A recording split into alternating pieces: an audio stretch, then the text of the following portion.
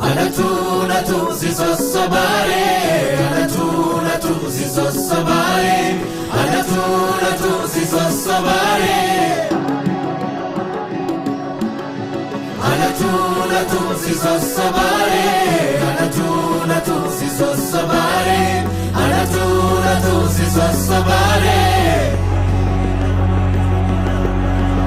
Simboda fe bareeda kenda chalchise Anatu maka kewa melelise Simboni folisi lisa kumbijala Alaba bareedina kottalala Bareedu jannane uste urjiloti Dursite nattasa uffanni bonti Bareedu jannane uste urjiloti Dursite nattasa uffanni bonti Sharako hamanarra marmare Bonni kedide Sumate jale, dalara goren sagale lale.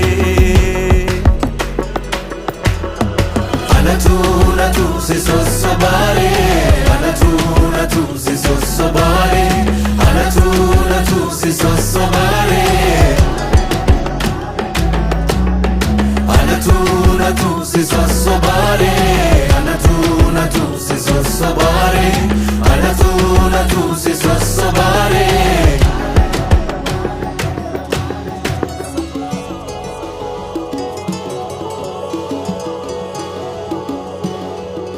Adunni anoltu galgala dallatte dachaa silowwani maala kamsii godha barana afaan sheenatte majarana akkuma taatun wallaalee alaafaa malakee daawwadhe kaa'ee dhiisee galuuf jaalala erguman boontuu argadhe carraaqoo hamanarraa marmaaree bonni kee didee Sumate jale, dalaraan goreen sagale lale. Anatu si sosobare, Anatu si sosobare, Anatu si sosobare,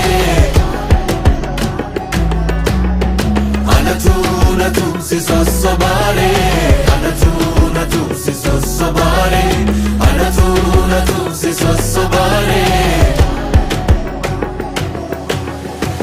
Adida babura murani karan dirreda wawara nama nata disini jadani wae ke hunda dagera kena mi dagina simbo rabbi si badase umera bareedu gurraatti simbirroo jaalala keef jechani kufeera.